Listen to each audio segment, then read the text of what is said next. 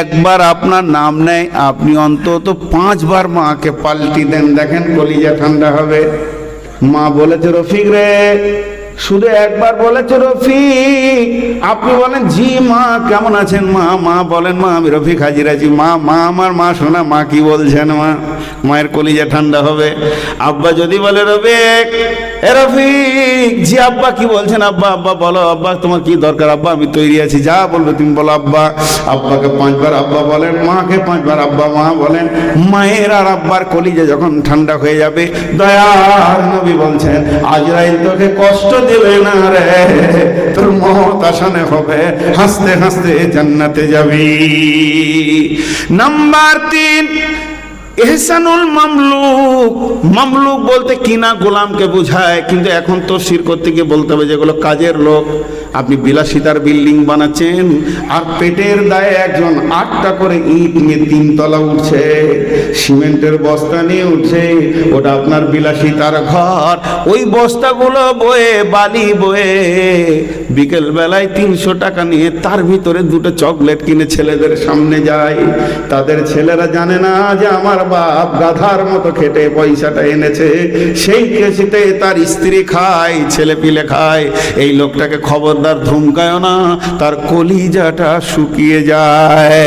সেই লোকটার সঙ্গে যদি তুমি ভালো ব্যবহার করো, সে যেদিন তুমি মরবে, তোমার কাজের লোক, তোমার লিভার, তোমার জমিতে যে নিরান দিয়েছে, তোমার যে বীজ মেরেছে, তোমার দোকানে যে সেলসম্যান করেছে, তোমার গাড়ি যে ড্রাইভার ছিল, অঝর নয়নে কাঁদবে, এত সুন্দর মালিক পৃথিবী থেকে চলে গেল। এই রকম চরিত্রের মানুষ যদি তুমি হতে পারো, তাহলে জেনে না মত আসানে হবে, হাসতে হাসতে জান্নাতে যাবি। 3টে সমাধান দিলাম। বিসমিল্লাহির রহমানির রহিম। কাইফা তাকফুরুনা বিল্লাহি ওয়া কুনতুম আমওয়াতান ফাহিয়াকুম সুম্মা ইউমীতুকুম সুম্মা ইউহয়িকুম সুম্মা ইলাইহি তুরজাউন। দেখেন কেমন কথা আল্লাহ বলছেন। তোমরা কেমন করে আল্লাহকে অস্বীকার করো, তোমরা কেমন করে আল্লাহকে অস্বীকার করো। আমার বয়স হচ্ছে 53, তাহলে 54 বছর আগে আমি কি ছিলাম, মৃত না জীবিত? জোরে বলেন। 54 বছর আগে আমি সূর্যের আলে, চাঁদের কিরণে, শাকে, সবজিতে, বিভিন্ন জায়গায় আমি ছিলাম। আমার আল্লাহ তাবারাক ওয়া তাআলা নিয়ত করলো যে আমি একজন নূর মুহাম্মদ বানাবো। 2টা মেশিন পৃথিবীতে রয়েছে, একটা মেশিনের নাম হলো নারী আর একটা মেশিনের নাম হলো পুরুষ। একই হাঁড়ির ভাত, একই গাছের ফল, একই শাক সবজি, একই পুকুরের মাছ, একই গরুর মাংস যখন নারীর পেটে ঢুকবে, সেটাতে ব্লাড তৈরি হয়ে ডিম্বাণু তৈরি হবে। আবার ওইটাই যখন পুরুষের পেটে ঢুকবে, ওটা তো রক্ত তৈরি হয়ে শুক্রাণু তৈরি হবে। ওই শুক্রাণু যখন ডিম্বাণুর কাছে পৌঁছে যাবে, তখন আমার মতো একটা অস্তিত্বওয়ালা মানুষ হবে। তো আমার আল্লাহ বলছে, হে বেঈমানের দল, ওরে বেঈমানের দল, ওরে কাফেরের দল, ওরে বেঈমান নাস্তিকের দল, তোরা কেমন করে আমি আল্লাহকে অস্বীকার করিস? তোরা ছিলি অনস্তিত্ব, তোদের কোনো অস্তিত্ব ছিল না, তোরা মৃত ছিলি। তোদেরকে আমি তিলে তিলে তিলে তিলে মায়ের পেটে জমা করে সুন্দর একটা পুতুল বানিয়ে তোদের ভিতরে আমি নাফস দিয়ে তোদেরকে জীবিত করলাম। তোমার যা বয়স তার থেকে বেশি বয়সে জালসা করছি। মাইকটা ভুল দেখছে, সব ওইখানে। এক মাইকম্যান বলছে জি এখানে শুয়ে যাচ্ছে, বলে তাও জানি না। 22 বছর জালসা করছি, ছেলের বয়স 18, আবার মাইক সোজা করতেছে আমার কাছে। জি না, এটা লিব না, ও এটাকে তুলবে। ঠিক না ভুল? এটা তুলতে এসেছিল, কিন্তু এটা নাকে লিব না, লাঞ্চে ক্ষতি হবে। ডাক্তারের সাথে কথা বলে বয়ান করছি। আর এইটা নিলে আমার লাঞ্চ 4 দিন বাঁচবে না। ভাই তুমি বইয়ে বেড়াও, আমি খাই। ব্যবসা রাতে দুজনেরই। তুমি মজা পাও না, তুমি গাধার মতো বইয়ে বেড়াও। মাইক আমি খাই, তোমার খালি বোয়ানো কাজ। কি হলো, হাসছো কেন? আমি একটা চায়ের দোকান কেন হলো? এরা কি পাপ করেছে? 1 কাপ চা খেতে দেবো না আমি কাউকে। যাও ভাও ভাও। আমি নিজে খাবো না, কাউকে খেতে কোথাও দিই না। এটা একদম বেয়াদবি। লোভনীয় জিনিস লুকিং খেতে হয়। এদিকে শুরু করতে আনবে আর ওইদিকে চারজন এমনি।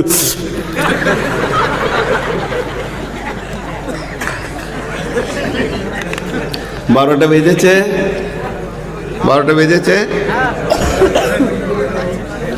চলেন, আল্লাহ তাবারাক ওয়া তাআলা বলছেন তোদের কোনো অস্তিত্ব ছিল না, আমি তিলে তিলে তোদেরকে আমি অস্তিত্ব দিয়েছি। আত্মা একদিন দেহকে মৃত অবস্থায় দেখেছে। মায়ের পেটে একদম 4 মাস 120 দিনের 4 মাসের পুতুলটা যখন তৈরি হয় আর একটা ফেরেশতাকে দিয়ে পাঠানো হয়, অমুক গ্রামে কুলসোনায় চলে যাও, পূর্বপাড়ায় গিয়ে দেখো অমুক বাড়ির একটা বৌমা আছে, তার নাম হলো খাদিজা, তার পেটে একটা 4 মাসের পুতুল আমি বানিয়ে ফেলেছি, এই গোডাউন থেকে একটা আত্মা নিয়ে গিয়ে ওখানে দাও। আত্মা এসে দেখে এই পুতুলটাই হয়ে গেল আমার জিন্দেগির গাড়ি, ওর ভিতরে ঢুকে গিয়ে ওটাকে সে ব্যবহার করে, প্রসব নামে পৃথিবীতে আসে।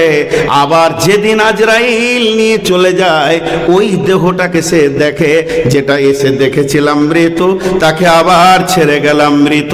অতএব শুনেলেন মৃত 2 বার আল্লাহ কোরআনে বলছেন, কাইফা তাকফুরুনা বিল্লাহি ওয়া কুনতুম আমওয়াতান, তোমরা কেমন করে আল্লাহকে অস্বীকার করো, তোমরা তো আগে ছিলে মৃত। ফাহিয়াকুম, আল্লাহ তোমাদেরকে জীবিত করেছেন। সুম্মা ইউমিতুকুম, আর একবার তোমাদেরকে মারবে, আর ওই মারটা যখন দিবে সুম্মা ইউহয়িকুম, আবার তোমাদেরকে জীবিত করা হবে। সুম্মা ইলাইহি তুরজাউন, তারপরে তুমি যে দেশ থেকে এসেছো ওই দেশে ফিরে চলে যাবে। আমরা কেউ দুনিয়ার লয়, কোথাও থেকে আসছি আমরা। এই জন্য আল্লাহ 2টো প্রশ্ন করেছে 2টো আয়াতে, আম খুলিকুম মিন গায়রি শাইইন আম হুমুল খালিকুন। আল্লাহ কত সুন্দর কথা বলছেন, আম খুলিকুম মিন গায়রি শাইইন আম হুমুল খালিকুন। তুমি কি তোমার স্রষ্টা নিজে, না তোমার স্রষ্টা কেউ আছে, তোমাকে কেউ পাঠিয়েছে, না তুমি নিজে এসেছো? যদি তুমি নিজে এসছো তোমার নামাজ রোজার দরকার নেই, সব মাপ, কবে থাকবে কবে যাবে তুমি জানো। আর যদি তোমাকে কেউ পাঠিয়ে থাকে তাহলে তোমার গার্জেন আছে, কাজ দিয়ে পাঠিয়েছে, খুঁজে বের করো। জি ভাই, অতএব আমাদের পেছনে কেউ আমাদেরকে কন্ট্রোল করছে। এ দুনিয়া रहने की जगह नहीं है, ये दुनिया आना है जाने के लिए, अगर आने के लिए आना होता तो जगह ही नहीं मिलता। জি, পৃথিবীতে এমন কিছু ঘর আছে সেখানে মানুষ যাওয়ার জন্য আসে, যাওয়ার জন্য আসে না। কথাটা বোঝাতে পারলাম? পৃথিবীতে এমন কিছু ঘর আছে, এই ঘরগুলো আছে, এইগুলোতে বাস করে, বসত বাড়িতে বাস করে, মসজিদে এলে নামাজ পড়ে। তেমনি বাস স্ট্যান্ড আছে, স্টেশন আছে, এয়ারপোর্ট আছে, ওখানে মানুষ যায় কেন? কোথাও যাওয়ার জন্যে। যাওয়ার জন্য যায় কি না, না বাস করার জন্য যায়? এয়ারপোর্টে যদি আপনার সঙ্গে কারো দেখা হয় কলকাতা এয়ারপোর্টে, ভাই কোথায় যাবেন? কোথায় যাবেন? ভাষা আসবে, কেমন আছেন, কোথায় যাবেন? তো ওখানে তো বাস করার জায়গা নাই, ওই জায়গাগুলো হচ্ছে প্রস্থান হওয়ার জায়গা। ওখানে এসেছি মানে আমি কোথাও যাব, বর্ধমান প্ল্যাটফর্মে দাঁড়িয়ে আছি মানে আমি কোথাও যাব। জি, আমার স্ত্রী অপারেশন হয়েছে, আজ থেকে বছর 6-7 হয়ে গেল, ড্রিমল্যান্ড নার্সিং হবে, আমি দাঁড়িয়ে আছি, মনটা খারাপ, এই কেবল অপারেশন হলো। একজন হাসতে হাসতে এসে, বর্তমানে ওর সঙ্গে হাসতে হবে, তোমার কোনো বিপদ নাই আর কি। হাসতে হাসতে এসে বলে, ভালো আছেন? আমি বললাম, কুচা আছি, দেখতে পেয়েছিস? হাসপাতালে বেটে ভালো আছেন বলতে হয়? জায়গাটা দেখে তো তোকে বিবেক করতে হবে, যেখানে এসেছে কেন। জি, আজীব ব্যাপার। মানুষ কিছু প্রশ্ন করে থাকে যেগুলোর উত্তর খুঁজে পাওয়া খুব মুশকিল। তো অতএব আল্লাহ তাবারক ওয়া তাআলা বলছে যে তোরা মৃত ছিলি, অনস্তিত্ব থেকে অস্তিত্ব দিয়ে আনুপাতিক হারে আমি তোদের চাহিদা মিটিয়ে যাচ্ছি। আবার যেদিন তোদের চাহিদা শেষ হয়ে যাবে সেদিন তোদেরকে আমি অনস্তিত্ব করব, মাটির সঙ্গে মিশিয়ে দিব। যে আত্মাকে পাঠিয়েছিলাম সেই আত্মাকে আমি আবার আমার কাছে টেনে নিব। তা আমরা আসছি কোথা থেকে জানেন? আমরা আসছি কোথা থেকে? কটা স্টপেজ পার হলাম? আমরা আসছি জান্নাতুল ফেরদাউস থেকে। আমার বাড়ি পুবার, আপনার বাড়ি কুলসোনা। তো আমার ব্যাপারে কেউ জিজ্ঞেস করবেন ফিরবেন কখন? ফিরবেন কখন মানে নিজের গ্রামে যাবেন কখন? আর কুল শোনার লোককে আমি বলবো পুবার যাবেন কখন, ফিরবেন না যাবেন? যাবেন। তো যারা ওখান থেকে এসেছে আত্মা জগৎ থেকে, আবার সেই আল্লাহর কাছে যাওয়া মানে ফিরে যাওয়া। এর জন্য আল্লাহ বলেছেন কুল্লু নাফসিন জায়কাতুল মত, প্রত্যেকটি প্রাণী মৃতকে চাটবে, তার স্বাদকে গ্রহণ করবে, তারপরে সুম্মা ইলাইনা তুরজাউন, এরপরে সে তার কাছে ফিরে চলে যাবে, যেখান থেকে এসেছিল সেখানে চলে যাবে। বাস, মৃত কোনো বস্তু নয়। মৃত আবার মৃতের প্রাণ আছে, হায়াতের প্রাণ আছে, দুটো প্রাণীর প্রাণ আছে। মৃতকে জবাই করা হবে, মুসলিম শরীফের হাদিস আছে, পরে বলছি। এখানে একটা ফিলোসফি বলবো, একটু ধৈর্য ধরে শুনবেন, নাহলে বুঝতে পারবেন না। মৃতের প্রাণ আছে, হায়াতের প্রাণ আছে। দেখেন একটা খুব সূক্ষ্ম কথা বলবো। আমি বাংলাদেশে ঠাকুরগাঁয়ে কথাটা বলেছিলাম, তো একজন বড় মাপের মানুষ এসে বলছে, অনেক গভীর কথা পেলাম। বিসমিল্লাহির রহমানির রহিম। হাল আতা আলাল ইনসানি হিনুম মিনাদ দাহরি লাম ইয়াকুন শাইয়্যাম মাযকুরা। হাল আতা আলাল ইনসানি হিনুম মিনাদ দাহরি লাম ইয়াকুন শাইয়্যাম মাযকুরা। ইন্না খালাকনাল ইনসানা মিন নুতফাতিন আমসাজিন নাবতালিহি ফাজআলনাহু সামিয়াম বাসীরা। একটু পিছাতে থাকেন, আমাকে নিয়ে বলি। আমার বয়স এখন 53-54 বছর বয়সে কি ছিলাম না, মায়ের পেটে আমি ভ্রূণ ছিলাম। তাহলে 55 বছর আগে আমি কি ছিলাম? ফল ফ্রুটের ভিতরে ছিলাম। 56 বছর আগে কি ছিলাম? অস্তিত্ব ছিল না, মা বাপের রক্তের ভিতরে আমি আসিনি। 60 বছর পূর্বে আমি কি ছিলাম তার খবর আমার আপনার কারো কাছে নাই। কিন্তু একটা হাদিসকে সামনে নিয়ে আসেন, এই আয়াতের মোকাবেলায় আমার আল্লাহ বলছেন, বিশ্ব নবী বলছেন যে এই পৃথিবী সৃষ্টি হওয়ার 50,000 বছর পূর্বে আমার রব আপনার আমার তকদিরকে লিখেছেন। তাহলে আমার কথাটাই ধরেন, আমি নূর মোহাম্মদের তকদিরটা কখন লেখা হয়েছে? তো পৃথিবী আমার মা নয়, আমার বাপ নয়, আমি নয়, হযরত আদম নয়, আসমান নয়, জমিন নয়। এই বিশ্ব ভূমণ্ডলটা আল্লাহ সৃষ্টি যেদিন করেন তার থেকে 50,000 বছর পূর্বে আমার তকদিরে লিখে দিয়েছেন 2023 সালে তুই মার্চ মাসের 9 তারিখে যাবি কুলসুনাতে, উঠবি রাত্রি 11:30-35, আর তুই খাবি কি সেটাও লিখে দিয়েছে। তার মানে চিন্তা করেন, আমার বাপ জানে না আমি কে, 60 বছর পূর্বে আমার মা জানে না, কিন্তু আমার আল্লাহ জানে। সেই দিন থেকে তিলে তিলে তিলে তিলে আল্লাহ এই পুরুষ আর এই মহিলার ক্রসে আমার মতো নূর মোহাম্মদকে আনছে। যে আমার আল্লাহ বলছে, তোকে কি জিকির করতে আমার মন যায় না? কতদিন তোকে আমি তোর ইতিহাসকে বাঁচিয়ে রেখেছি, তোকে কেউ চিনত না। যেদিন তুই পেটে প্রথম এলি সেদিন তোর মা জানতে পারলো আমার পেটে কোনো সোনা মানিক এসেছে। এরপরে তোর দ্বিতীয় নম্বর তোর বাপ জানলো, তোর বাপ জানলো, তোর মা জানলো। দুইজন জানার পর দুইটা ফ্যামিলি জানলো, তোর নানার বংশ জানলো, দাদার বংশ জানলো যে আমাদের নতুন কোনো একটা মানুষ পৃথিবীতে আসতে চলেছে। তখনও তোর ব্যাপারে প্রাইমারি স্কুলের হেডমাস্টার জানে না যে আমার একটা ছাত্র আসছে। তখনও পঞ্চায়েতের প্রধান জানে না একটা আধার কার্ড আবার নতুন বের করতে হবে। কেউ জানে না রেশন কার্ডের খবর, সরকার জানে না, আমার পাসপোর্ট আলাও আমার পাসপোর্ট অফিসারে জানে না।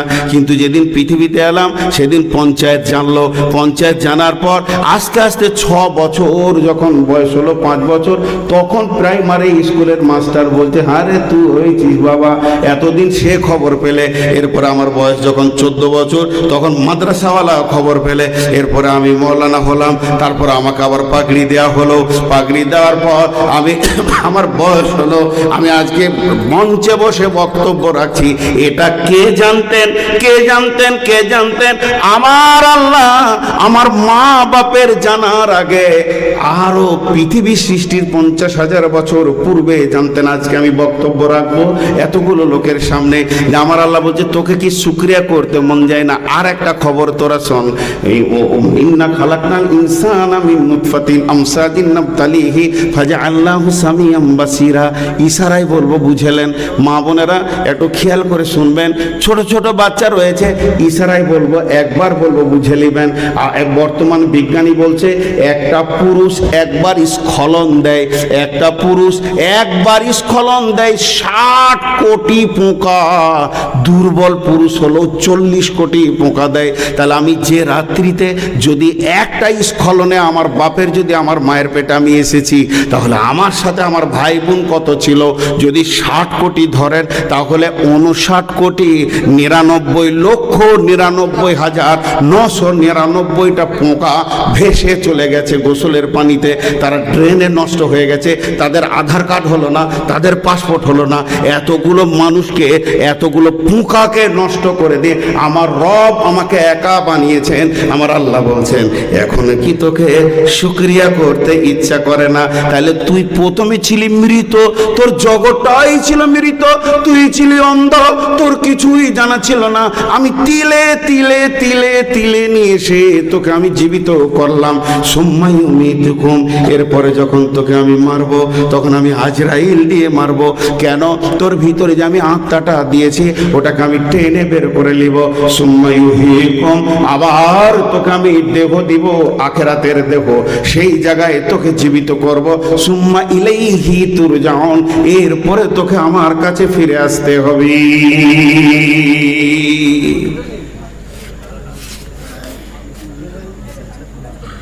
মৃত কয়বার হলো তাহলে? মৃত কয়বার হলো? একবার মৃত্যু ছিলাম, জীবিত হয়েছি, আবার মরবো, তারপর জীবিত হব। তো মৃত্যু কয়বার? 2 বার। জীবিত কয়বার? এরা বুঝতে পারছে না মনে হয়। একটু সাউন্ড দেয় না, পানি খেতে হবে আমাকে। ওষুধ খুব পাওয়ারওয়ালা খায়, জি 4-5টা ওষুধ খেতে। তো আপনারা একবার করে মুখ খুলবেন। বিরক্ত লাগছে নাকি? মৃত 2 বার, জীবিত 2 বার। এই পর্যন্ত থাক। আবার একটা মজার জিনিস এখানে আসছে, সেটা হচ্ছে দেখেন, মৃত যে 2 বার কাফেররা স্বীকার করবে, কাফেররা স্বীকার করবে। এটা সূরা মুমিন আছে। কেমন? যখন ওদেরকে আযাব চারিদিকে ধরে দেখবে, চারিদিক থেকে কিয়ামতের মাঠে ঘেরাও চলছে, পাকড়াও চলছে, ঘর পাকড়া কর, একজনকে বেরোতে দিবি না। চারিদিক থেকে যখন বল মালাইকাতু সাফফান লা ইয়াতাকাল্লামুনা ইল্লা মান আযিনা লাহুর রহমান ওয়া ক্বালা সাওয়াবা, এইভাবে যখন ঘেরাঘুরি হয়েছে তখন ওরা চালাক সাজবে। চালাক বুঝেন তো? আপনারা চালাক বুঝেন কি না? আমি কারো একটা ভুল করেছি, তো ভুল করেছি, আপনার ছেলেটাকে এক চড় মেরে দিয়েছি কোনো কারণে। তো আমি যদি আপনার বাড়ির দরজায় আগিয়ে গিয়ে বলি, ভাই ওগো তোমার ছেলেটাকে এক চড় মেরে ফেলেছি, ভাই তুমি মাফ করে দিও, তো ওরা ছাড়, যা হয়ে গেছে। মাপ যখন দরজায় চাইতে আইছে তাহলে ওকে ছেড়ে দেওয়া যায়, যায় কি যায় না? এতগুলো লোক হ্যাঁ না বলছে না, কি আমি মরাকে বলছি নাকি রে বাবা? এটা হ্যাঁ না বলেন কমসে কম, আমার নাহলে জানটা চলে আছে, তারপরও চালাইছি। তা আপনারও যদি একটা হ্যাঁ না বলেন তো আর খানিক চলতে পারি। আজীব ব্যাপার, এতগুলো লোক কথা বলে না। তো তখন মনটা আমার একটা ফ্রি হবে, যে যাক মাপ চাইছে তো ওকে ছেড়ে দে। এটা সব ক্ষেত্রে চলবে? গত 3 দিন আগে বক্তব্য রাখতে গিয়ে বললাম, ইতিহাস নামে একটা সাবজেক্ট আছে যেটা ঘটে গেছে সেই জিনিস। তো ওগুলো শুনে কি লাভ আছে? 2 ভাই যদি ঝগড়া করে আর গায়ে যদি 5 জনকে নিয়ে আসে বিচার করে দাও, অগো খালু বিচারটা করে দাও, তো 2 জনে যখনই কথা তুলবে তখন বড় খালু বলবে এ চুপ তোরা, পূর্বে যা হইতে ছেড়িয়ে দেন। এটা বলে কি বলে না? তাহলে পূর্বের কথা নিয়ে কোনো লাভ নাই, অথচ ইতিহাস পড়াচ্ছে লোক। কিন্তু ইতিহাসের 4টা গভীর সাবজেক্ট লুকিয়ে আছে, সেগুলো আমি এখন বলতে চাইছি না। তো সব ছেড়ে দিলে চলবে? আমি 2 লাখ টাকা ধার নেবো, যে 3 দিন পর আপনি চাইতে এসেছেন না, বলো যা ঘটে গেছে বলে চাইয়ে দেয়, সব জায়গায় চলবে? হ্যাঁ, সব জায়গায় চলবে না। এর বেঈমানেরা আল্লাহর কাছে ওটা চালাতে যাবে, কি বলবে? বিসমিল্লাহির রহমানির রহিম। সেই দিন কাফেররা কাঁদতে কাঁদতে আল্লাহর কাছে যাবে, আদালতের সামনে দিয়ে বলবে কলু রব্বানা আমাত্তানা সানাতাইনি ওয়া আহইয়াইতানা সানাতাইনি ফাতারাফনা বিজুনুবিনা ফাহাল ইলা খুরুজিম মিন সাবিল। সূরা মুমিনে আছে, তারা কাঁদতে কাঁদতে বলবে রব্বানা, হে আমাদের প্রভু দয়াল মাবুদ গো, আমাত্তানা সানাতাইনি, মৃত দুবার, ওয়াহিয়াইতানা সানাতাইনি, জীবিত দুবার। এটা ভালো করে বুঝতে পারিনি, নূর মোহাম্মদ বুঝাইতে পারিনি, গাধার মাথায় কোনো হুঁশ ছিল না। আজকে বুঝে নিয়েছি, মৃত দুইবার, জীবিত দুইবার, প্র্যাকটিক্যাল হয়ে গেছে। ফাতারাফনা বিজুনুবিনা, আমরা যা গুনাহ করেছি তা স্বীকার করে নিলাম, এ গুনাহ আর করব না। ফাহাল ইলা খুরুজিম মিন সাবিল, কিয়ামত থেকে পালাবার কোনো রাস্তা আছে কি? ওই গলিটা বলে দেন, এমন মার দৌড় দিব দুনিয়াতে গিয়ে খালি মসজিদে মাথা ঠুকে পড়ে থাকবো, আর তোমার বিরুদ্ধে যাব না। মৃত দুইবার, জীবিত দুইবার, ক্লিয়ার বুঝে নিয়েছি মাবুদ, একবার রাস্তাটা বলে দাও, পৃথিবীতে গিয়ে আমল করে আসবো, আর গুনাহ করব না। আল্লাহ বলবে বেশি চালাক হস না রে, জীবনে কতগুলো মুরগি খেয়েছিলি বলতো? আচ্ছা, আয়াতে তফসির, কতগুলো পুঁটি মাছ খেয়েছিলি, খালি একটা জান দে। তুই হেদায়েতে আসবি বলে আমি কত জানকে ফ্রি করে দিয়েছিলাম, কত নবীর জান গেছে, কত শহীদ হয়েছে, একটা দাম দিতে পারবি? খালি বলছিস যে আর একবার দুনিয়ায় পাঠিয়ে দে, মার শুরু হবে। তাহলে মৃত হলো দুইবার, জীবিত দুইবার, তো মৃত আগে কেন? এদিকে তাকান, এই যে 500 টাকার নোটটা, আমি 3-4টা উদাহরণ দিব, মৃতটা আগে কেন। বিসমিল্লাহির রহমানির রহিম, আল্লাযী খালাকাল মাউতা ওয়াল হায়াতা, আল্লাযী খালাকাল মাউতা ওয়াল হায়াতা, আমি আগে মওতকে বানালাম তারপরে হায়াতকে বানালাম, আগে আমি মওতকে বানালাম তারপরে হায়াতকে বানালাম, আগে আমি মওতকে বানালাম তারপরে হায়াতকে বানালাম।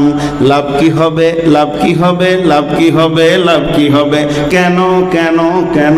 আমার রব উত্তরে দিচ্ছে, লিয়াবলুয়াকুম আইয়ুকুম আহসানু আমালা, যাতে করে তোরা পৃথিবীর বুকে ভালো আমলে লেগে যাবি। মত আগে হলি ভালো আমল হবে? বলে হ্যাঁ হবে। মত যদি আগে হয় তো ভালো আমল হবে। কেন হবে? 3টে উদাহরণ দিব। জি, এটা কত টাকা? হ্যাঁ, 500। সবাই মুখ খুলেন, খুব সূক্ষ্ম কথা বলছি। এটা কত টাকা? 500500। ঠিক বিবেককে খুলে সূক্ষ্ম মিজাজে উত্তর দেন, 500 টাকাটা শেষ না শুরু? এর ভিতরে যে 500 লেখা আছে, 500 টাকাটা শেষ না শুরু? শেষ। শেষ। শেষটা লিখলো কেন? শেষটাকে আনলো কেন? জি, শেষটা আনলে পরে প্রতিটি মানুষের বোঝা আছে যে এর ভিতরে অনেকগুলো টাকা ঢুকে আছে, আছে না? দেখতে পেয়েছেন কতগুলো টাকা? দেখাবো, দেখবেন ম্যাজিকশানের মতন। এর ভিতরে 500টা 1 টাকা আছে, 250টা 2 টাকা আছে, আপনার কি না এর ভিতরে 5 টাকা আছে 100টা, এর ভিতরে 10 টাকা আছে 50টা, 20 টাকা আছে 25টা, 50 টাকা আছে 10 খানা, আর 100 টাকা আছে 5 খানা। এর ভিতরে 68, 65, 67, 94, 96, 102, 203, 304, 406, 412, 499 পর্যন্ত আছে। 499 প্লাস 1 আছে 500। এর ভিতরে 501 নাই। তাহলে মানুষ, এবার উদাহরণটা শুনেন। এখানকার হেড মৌলানা আমাকে ডেকে বলছে, বা সহকারী মৌলানাকে বলছে 500 টাকাটা নেন। মরে যান, 3 ধরনের মাল নিয়ে আসবেন, লবণাক্ত, মিষ্টি, ফল ফ্রুট। ওর দর কত? ওর দর কত? 500। ওর ক্ষমতা কত? ফিলোজফিটা ভালো করে মুখ দিয়ে উত্তর করেন, 500। এবার ও যখন এখান থেকে সাইকেলে বাস স্ট্যান্ডে চলে গেল, ল্যাংচা, চমচম, সন্দেশ, সুগার ফ্রি মিষ্টি নিয়ে চলে গেল, আর 200 টাকা থাকলো কত? ওরা ক্ষমতা কত হলো? 300। এরপরে ফল কিনতে গিয়ে আরো 200 চলে গেল, থাকলো কত? 100। এরপরে ও যখন কিনতে শুরু করলো সিঙ্গারা, নিমকি আর চানাচুর, এখানে ওর চলে গেল 100 টাকা। 100 নয়, 95 গেল, আর থাকলো ওর ক্ষমতা 5 টাকা। যখনই 5 টাকাটা শেষ হয়ে যাবে, ওখান থেকে ওকে রিটার্ন আসতে হবে। তার মানে হচ্ছে আমার আল্লাহ বলছেন যে তোদের মতের ডেটটা আগে লিখে দিয়েছি। মত, মাস্টার হলো মরতে হবে, ডাক্তার হলো মরতে হবে, ইঞ্জিনিয়ারকে মরতে হবে, ব্যারিস্টারকে মরতে হবে, চাষিকে মরতে হবে, সুস্থকে মরতে হবে, রোগাকে মরতে হবে। এই টাকাটার যেমন শেষ হলো 500, আমাদের জিন্দেগির শেষের নাম হচ্ছে মত। তাহলে ও যখন জেনে নিল আমার ক্ষমতা 500, এর ভিতরেও মেজারমেন্ট করে মালগুলো কিনলো 501, যেন যাতে করে দাম না হয়ে যায়, যেহেতু আমার সে ক্ষমতা নাই। তো আমার আল্লাহ বলছে তোদের শেষ হচ্ছে মত, আর কবে মরবি এটা জানিস না। তাহলে তুই ভালো আমলে লেগে যা, আমলগুলোকে রেডি করে নে। তোকে আমি যা যা যা যা পৃথিবী থেকে আনতে বলেছি, তোকে আমি লিস্ট পাঠিয়ে দিয়েছি। ওই মালগুলো যতদিন বেঁচে থাকবি এর ভিতরে তোকে আনতে হবে। যেদিন তুই মরে যাবি সেদিন আর তোর মাল কেনার ক্ষমতা হবে না, আর তুই বাজারে মার্কেটে ঘুরতে পারবি না। ইদা মাতাল ইনসানু ইনকাতা আনহু আমালহু, যখন তুই মরে যাবি আমলের লাইনগুলো তোর সব কেটে যাবে রে। এর জন্য আমি আগে মতকে দিয়েছি, আর মতের ভিতর থেকে হায়াতকে টেনে বের করে দিয়েছি। আমরা যেটা খরচা করছি বর্তমানে হায়াত, এই হায়াত খরচা করতে করতে করতে যখন মতের কাছে গিয়ে লেগে যাবে, তখন আমাকে পৃথিবী ছেড়ে আর একটা জগতে চলে যেতে হবে।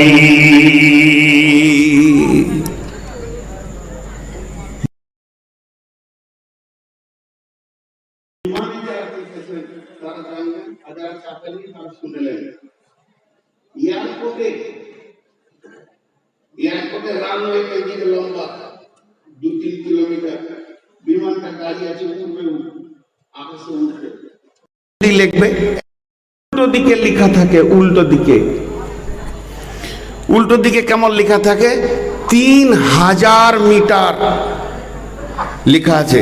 তাহলে 100 দিয়ে লিখবে, 100, 200, 300, 400, 500, 600, 700, 800 রোডের উপরে লেখা আছে যে কত মিটার রান করলাম। ওখানে 3000 মিটার আছে রানওয়েটা।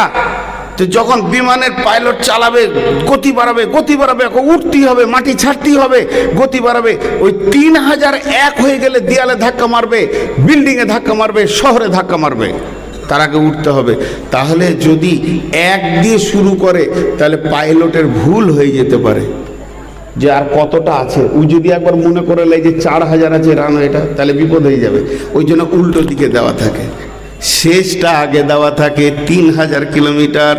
এরপরে থাকে কি 2900, 2800, 2700, মানে ওই যত যেছে তত তোর কমছে রে, তোর একের দিকে চলে আসে।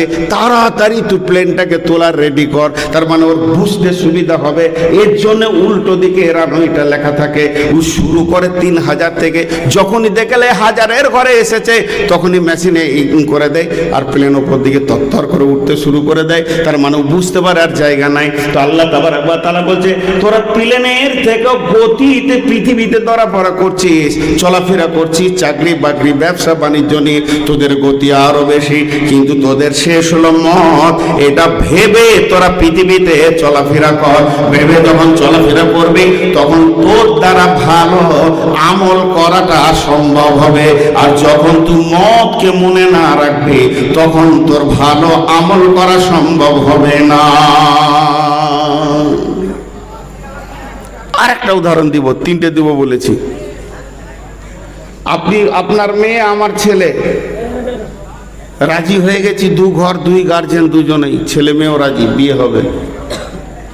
এই বিয়ে হবে এই পর্যন্ত বলেছি, আপনি বলছেন হ্যাঁ হবে, আপনার মেয়েকে বউ বানাবো, আর আমিও বলছি আপনার ছেলেকে জামাই বানাবো। আচ্ছা হবে হবে, বাস দুই বংশ কবুল। কেনাকাটা চলবে, কেনাকাটা চলবে, ভোজের চলবে না। যেদিন ডেট হবে তারপরের দিন থেকে কেনাকাটা ধুম লেগে যাবে। আজকে 10 তারিখ, যখনই ডেট হয়ে গেল এপ্রিল মাসের 25 তারিখে বিয়ে, তখনই এবার সাজো সাজো সাজো সাজো, মানে লাস্ট দিনটা, যেদিন খেল, যেদিন মেন, যেদিন সবকিছু, যেদিন উৎসব, যেদিন খরচা, ওই দিনটা যখন তৈরি হয়ে যাবে তখন আপনার আমার সব তৈরি হবে। এই প্যান্ডেল বল, ওইদিকে ময়রাকে বলায়, মিষ্টি কার কাছে করবি, কার কাছে কিস নিবি, এটাকে বলায়, সোনাটা কর, এটা কর, ওটা কর, এটা হলো কি, ওটা হলো, সব রেডি হতে থাকবে। কেন? যখন ডেট হবে। আল্লাহ বলছে তোদের মওতের ডেটটা আগে লিখেছি, তারপরে তোর হায়াতটা লিখেছি, কারণ তুই পৃথিবীতে গিয়ে প্রস্তুতি নিবি। সামনে আসছে কবর, নামাজ পড়, রোজা রাখ, রেডি কর, সেই দিন আমাকে পার হতে হবে, বাঁচতে হবে। এর জন্য মওতকে আগে। আল্লাহ তাবারাক ওয়া তাআলা নবী বলছেন, একটু আগে বলেছি মানুষ মরে না, আপনাদেরকে প্রমাণ করব মানুষ মরে না। বাপ ভাই আত্মীয় স্বজন দাদা দাদি নানা নানি সব যেন বেঁচে আছে, এখনই বুঝতে পারবেন। কিন্তু আল্লাহ তাবারাক ওয়া তাআলা নবী বলেছেন যে মওত হলো একটা পর্দা। আমি বলেছি কাপড়ের পর্দা। বিসমিল্লাহির রহমানির রহিম।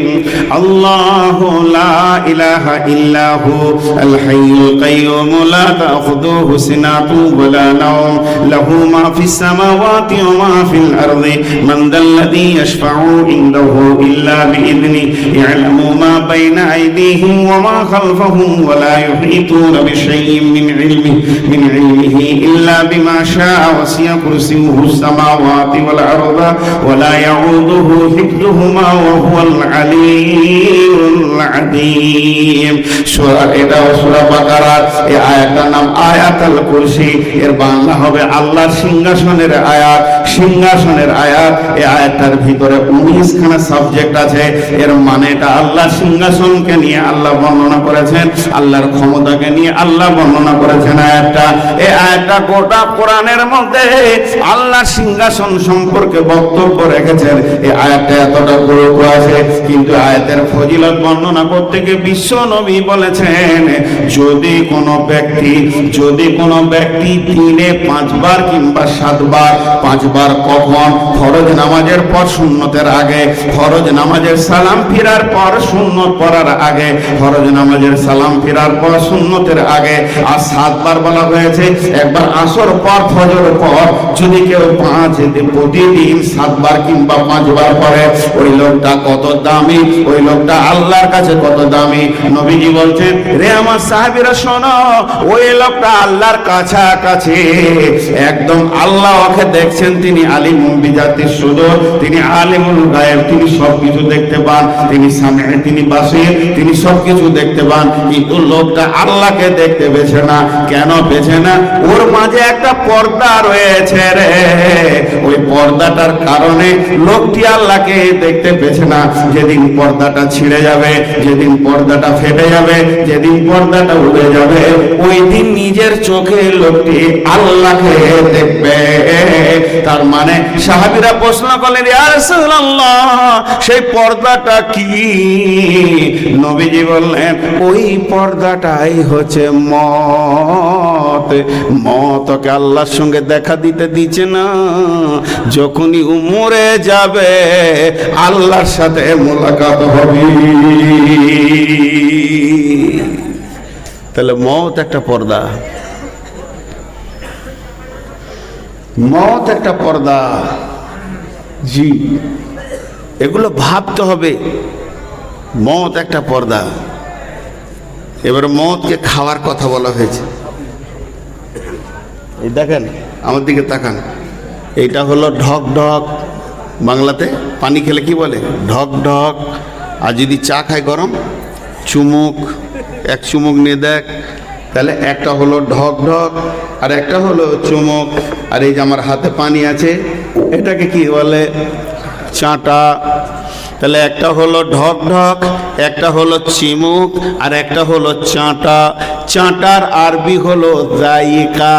জায়িকাতুন মানে চাটনা, চিখনা উর্দুতে চাঁটা। তাহলে আল্লাহ বলছেন কুল্লু নাফসিন, কুল্লু নাফসিন সমস্ত প্রাণী যাদের প্রাণ আছে, জায়িকাতুল মত, মতকে চাটবে রে, মতকে খাবে। আর যে জিনিস চাটা যায় তার একটা স্বাদ থাকতে হবে, সে মিষ্টি হোক, ঝাল হোক, তিতো হোক, অম্ল হোক, যে কোনো একটা স্বাদ তার ভিতরে থাকবে। আমার আল্লাহ বলছেন কুল্লু নাফসিন যায়িকাতুল মউত।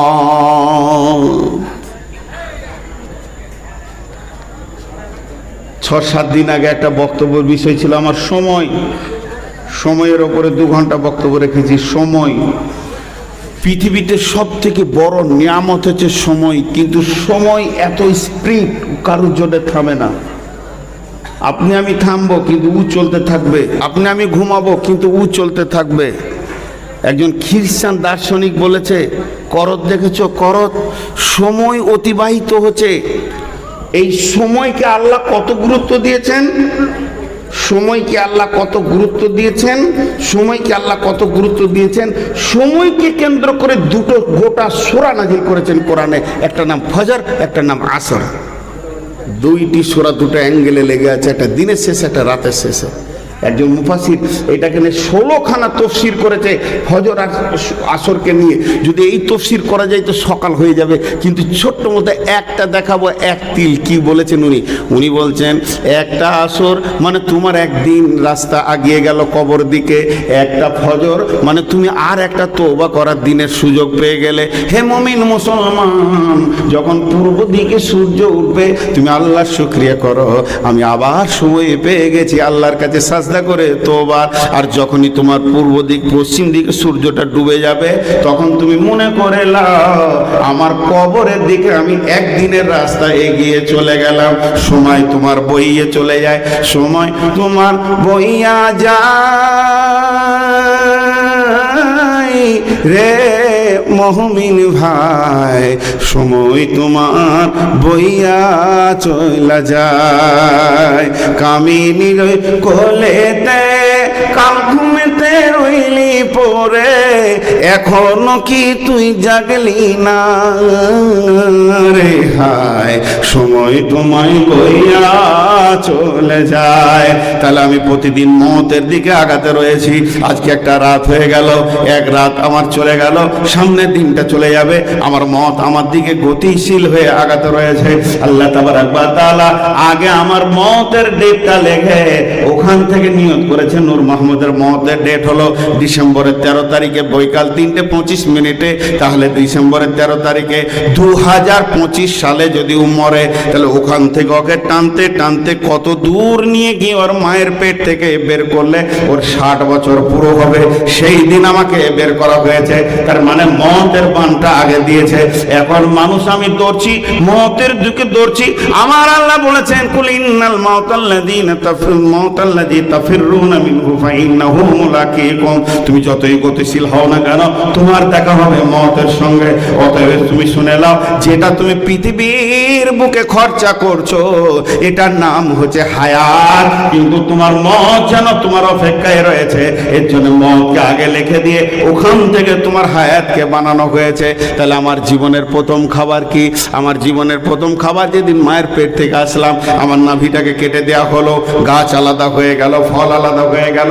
আমি ধাত্রী কোলে কিংবা মায়ের কোলে, নানির কোলে, দাদির কোলে আছি, আমাকে একটু মধু দেওয়া হলো, কিংবা খেজুরকে চাবিয়ে সুন্নতের খাবার একটু দেওয়া হলো। তাহলে পৃথিবীর খাবার আমার আমার প্রথম কি খাবার হলো? পৃথিবীর কবর খাবার ধরে এলেন, আমার খেজুর হলো, তারপরে মধু হলো, তারপরে পানি হলো, এরপরে মায়ের মোটা এলো, মায়ের মোটা চুষতে চুষতে চুষতে চুষতে এরপরে আমার কাছে একটা বিস্কুট এলো, আস্তে আস্তে কেক এলো, রুটি এলো, তারপরে মুড়ি, মাছ, মাংস। হলার ছোট হতে পারে, কত গরু যেদিকে পার হয়ে গেল আল্লাহ জানে, কত মুখ পার হয়ে গেল, যেতে যেতে যেতে যেতে যেতে যেতে এবার আমার খাবার কমতে শুরু করেছে। আর ডাক্তার বলছে খালি দুধ খাওয়াও আর সেলাইন চলবে। এবার আমি ধীরে ধীরে যেছি, আমার মতের প্লেটটা আগিয়ে আসছে। মনে করেলেন 3000 প্লেট আমি খাবো, আমার রব লিখে দিয়েছে। তাহলে প্রথম প্লেটটা ছিল আমার মধু, শেষ প্লেটটা হচ্ছে আমার মতের খাবারকে চিকতে হবে। এবারে যত আমি খেয়েছি, আজকে রাতে 1 প্লেট খেলাম, মতের প্লেট আগিয়ে এলো। এইভাবে আস্তে আস্তে আস্তে আস্তে আস্তে আস্তে যেদিন আমি মদকে চিখে দিব, সেদিন আমার পৃথিবী জগতের খেল শেষ হয়ে যাবে। আমাকে সঙ্গে সঙ্গে ট্রান্সফার হয়ে চলে যেতে হবে। মত এমন একটা জিনিস, কুল্লু নাফসিন যায়িকাতুল মত।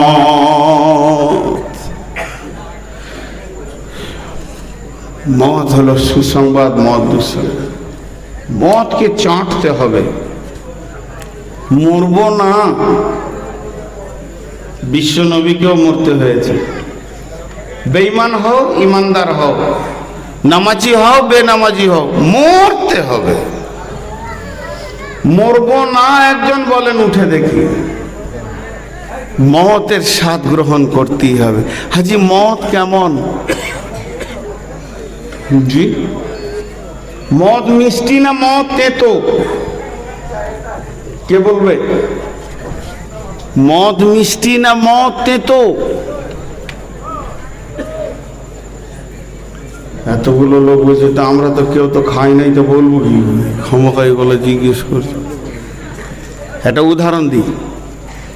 3 ভাই, 2 ভাই সুস্থ, আর 1 ভাই 3 মাস জ্বরে পড়ে আছে, ভয়ানক একদম কালা জ্বর, পচানো জ্বরে ধরে, তোর মুখে কোনো মজাই নেই। 3 মাস পড়ে আছে। আর মা ঈদের দিন এরকম বাড়ির গাভীর দুধ, বাড়ির নিজস্ব ভালো একদম গোবর সারের চাষ করা সরু চাল, আর ঘরের গাছের নারকেল, আর বাড়ির মানে গাছের আখের গুড় দিয়ে সুন্দর করে একটা পায়েস বানিয়েছে মা। 2 বেটাতে খেতে বসেছে, সরফ সরফ করে 2 থালা মেরিয়ে দিলে। বলছে মা আর নাই, বলছে খাও বাবা। মায়ের হাতের রাঁধা এর স্বাদ আলাদা। তো রুগাটা পড়ে আছে, ওকে সবাই মিলে বলছে 2 ভাই খা, ভাই খা, মায়ের হাতে রে, খেয়ে দেখ, মা মরে গেলে পাবি না রে, আফসোস করবি, খা। বহু কষ্ট করে মা বানিয়েছে। ওকে ধরে তুলে বসালে 1 চামচ দিয়ে যায়, বলেন মদ কি ওই পায়েসটা কি তেতো? পায়েসটা তেতো? কথা বলে না বন্ধুরা আমার। মদ ঠিক ওই রকম। মদ হলো এত মধুর খাবার।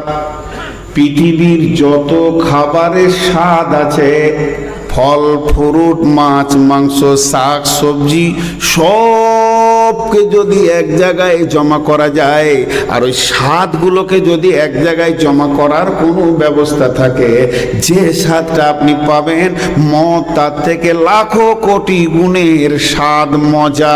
ওর থেকে মজা খাবার আর নাই। কিন্তু ঘটনা হচ্ছে, পৃথিবীর যত খাবার আছে, যখনই খেয়ে নেবেন, ওর রেজাল্ট হবে পায়খানা। আর মদকে যদি খান, ওর রেজাল্ট হবে আল্লাহর মোলাকাত। তাহলে মদের মতো ভালো খাবার আর নাই। এমন একটা খাবার খাবেন তো আল্লাহর সঙ্গে দেখা হবে। কিন্তু যে শরীরে জ্বর আছে, যে শরীরে জ্বর আছে, তাকে দুধ ক্ষীরে আপনার কিনা পায়েসের মজা লাগলো না, তেতো লাগলো। ওই যে দুধটা, দই দুধটা আর ওই চালটা আর গুড়টা কিন্তু তেতো নয়। আসল কথা, ওর শরীরটাকে জ্বরে এমন করে পচিয়ে দিয়েছে, ওর জীবের স্বাদকে সরিয়ে দিয়েছে, এর জন্য এত মিষ্টি জিনিস ওকে তেতো লাগছে। তার মানে যে শরীরের ভিতরে পাপ জর্জরিত হয়ে আছে, যে শরীরের ভিতরে পাপে জর্জরিত হয়ে গেছে, তাকে মদ তেতো লাগবে। আর যার শরীরে পাপ নাই তাকে মদ মিষ্টি লাগবে। আ যাও।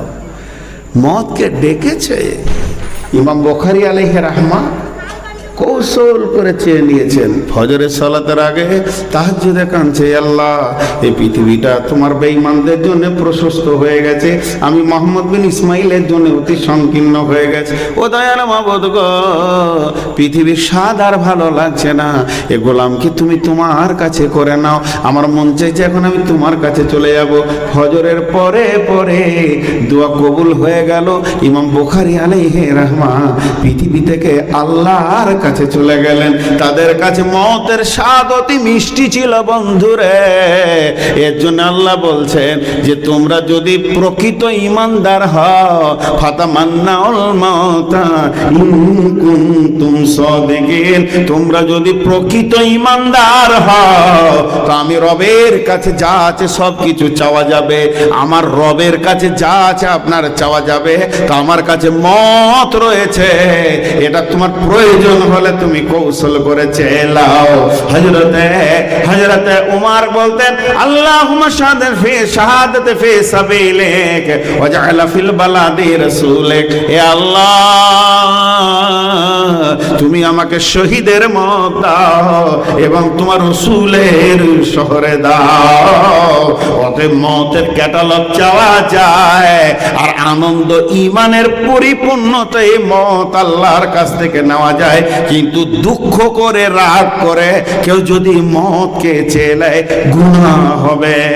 আপনার হায়াত মতের মালিক আল্লাহ, সে যতদিন ইচ্ছা রাখবে আবদারের উপরে আল্লাহর কাছে চাওয়া যায়। যেহেতু আল্লাহ বলছে ফাতামান্নাউল মাউতা ইন কুনতুম সাদিকিন, ইহুদিদেরকে বলেছেন মত এমন একটা জিনিস। লালন ফকির কি বলছে? লালন ফকির, খাঁচার ভিতর অহচিনি পাখি, পাখি কেমনে আসে যায় খাঁচার ভিতর। অচিনে পাখি, পাখি কেমনে আসে যায়। চিন্তাম যদি পাখি রে মোর, আমি বেড়ি দি তাহাম পাখির পায়, পাখি কেমনে আসে যায়। আর কুষ্টিয়ার মঈনুদ্দিন চিশতি কি বলছে? আমাদের কালুর তো কি বাস করছে গো কাছি। কে বলে মানুষ মরে, বুঝলাম না ব্যাপার, ওরা বুঝি আসছে না। কে বলে মানুষ মরে, আমি বুঝলাম না ব্যাপার। মরলে মানুষ বিচার হবে কার? কে বলে মানুষ মরে, আমি বুঝলাম না ব্যাপার। হায়াত মত পঞ্চ আত্মা পঞ্চ ঋষি বাস করে দেহের মাঝার। হায়াত মত নামে তিনি চালানছে কারবার। কে বলে মানুষ মরে, আমি বুঝলাম না ব্যাপার। আব্দুল আলিম কি বলছে? পরের জায়গা পরের জমি ঘর বানায় আমি রই, আমি তো সে ঘরের মালিক নই। যে ঘরে আমি বাস করছি এ ঘরের মালিক আমি নয়। এই ঘরের মালিক যে, সে যেদিন বের করে দেবে সেদিন চলে যেতে হবে। পরের জমি পরের জায়গা ঘর বানায় আমি রই, আমি তো সে ঘরের মালিক নয়।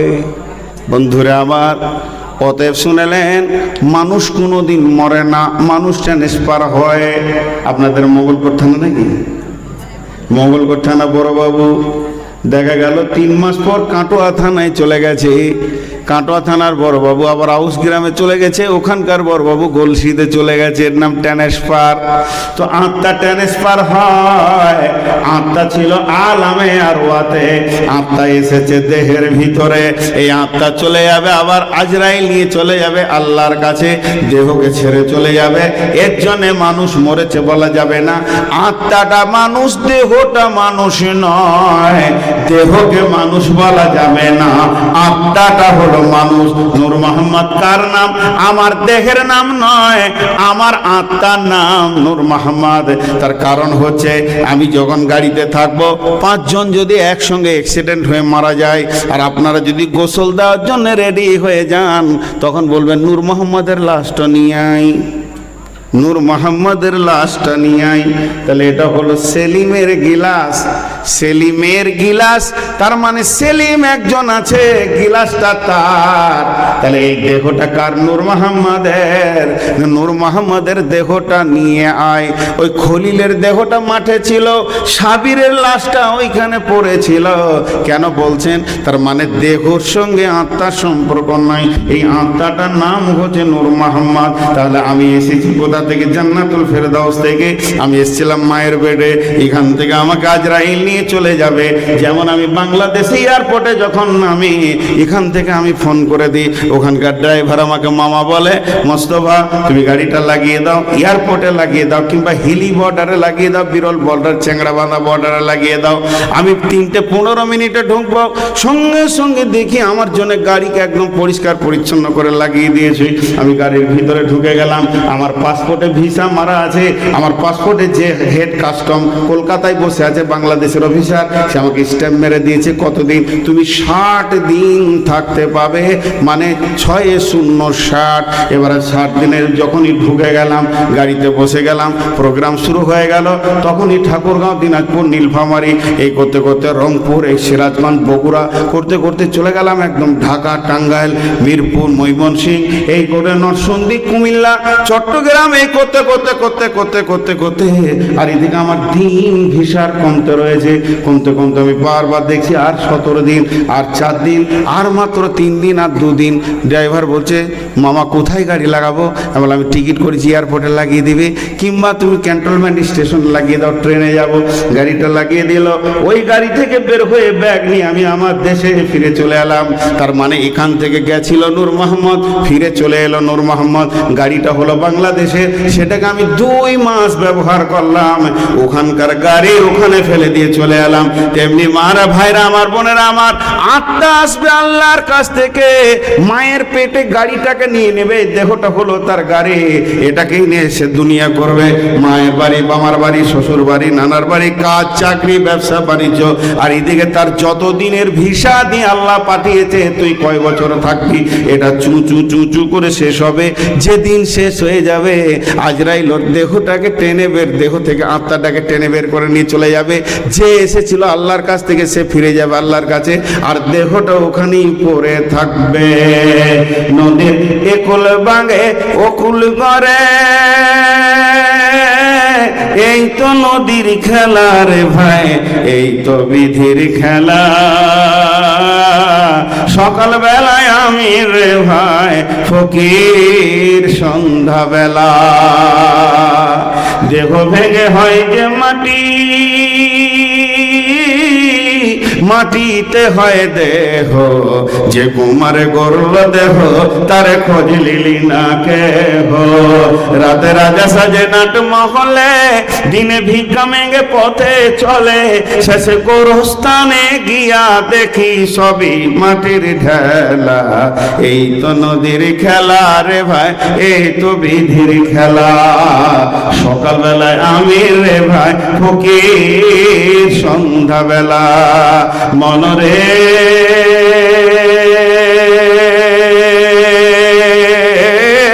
কখন তুমি হও উদাসী শাহান সারো বেশে, আবার দেখি হও কয়েদি লইয়া কাফন ভেসে। ভাঙা গড়ার পৃথিবীতে আসা যাওয়ার খেলা রে ভাই, জোয়ার ভাটার খেলা, এই তো বিধির খেলা রে ভাই, এই তো নদীর খেলা।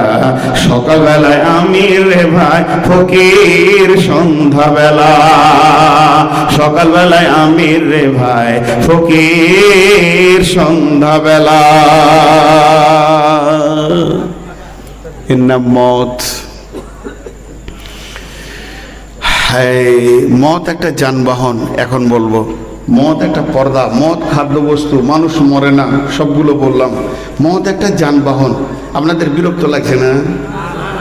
আচ্ছা, ওই যে উঠছে এক দুই করে, ওরা সুসুর করে যেছে আর ওইদিকে ইশারা করে ডেকেলি চকের।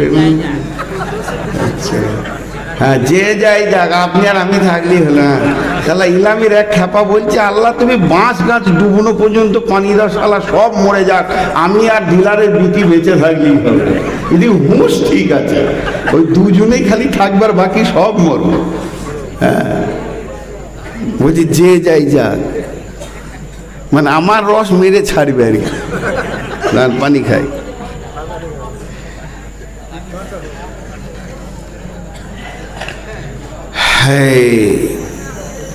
এটা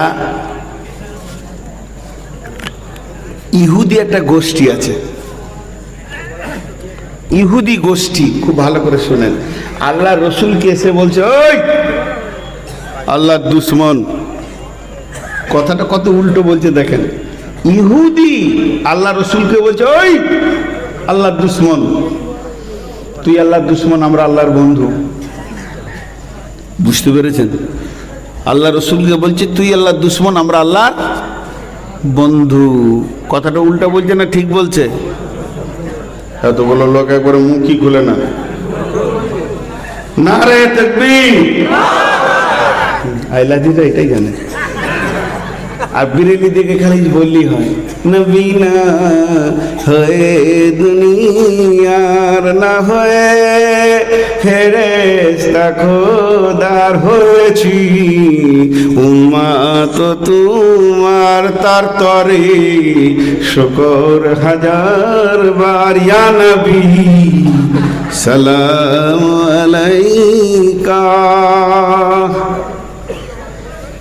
জি দেখেন, এইগুলো বুঝার চেষ্টা করেন। আচ্ছা, মাঝে একটা কথা বলে নি, আপনারা উমরা বা হজ করতে চাইলে আমার সঙ্গে যোগাযোগ করবেন। আমি নিউ ট্রাভেলস খুলেছি, বলে দিলাম ভালো করে। কেউ যদি উমরা করতে চান, হজ করতে চান, মক্কা মদিনা, আমার 3 বার ব্যাচ যাবে এবছর। 3 বার, গত বছরে 3 বার গেছিলাম, এবছরও 3 বার যাবে। যদি কেউ যেতে চান তো যোগাযোগ করবেন আমার নম্বরে। খরচা উমরাতে 1 লাখ, আর হজের এখনো কিছু ডিক্লেয়ারটা হয়নি। তো বলে দিব, ওই মোবাইল নাম্বার 9775362347। আবার এখানেও পাবেন, তারপর আপনাদের ডিলারের কাছে পাবেন। এই যে নিজাফত আপনাদের শিক্ষক পুবারের ও চাচা হচ্ছে সম্পর্কটা, বিয়ে দিয়ে আমার চাচি করে দেন। আর এটা আমার জামাই, আর মসিলুদ্দিন কয় ওটা আমার জামাই, আহসান আমার জামাই, আমি ওর মামু শ্বশুর। এখানে 2টো ভাগ্নি আছে। এতগুলো পরিচয় দিয়ে দিলাম, চলেন আমি আমার বক্তব্যে ফিরে যাই।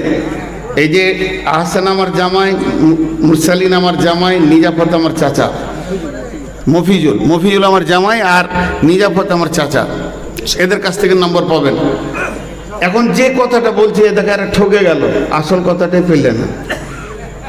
কি করবো, কপালে নাই যখন, যেছে তো ভাতের লোড বেশি হয়ে গেছে। এতক্ষণ ছিল, সে খুব ধৈর্য আছে ওদের। এরপরে যারা রয়েছে এরা তো আরো কিছু। তো যাই হোক, আর বেশি সময় আপনাদের কাছে দিব না, খালি এই বিষয়টা বলে দিই। বিসমিল্লাহির রহমানির রহিম।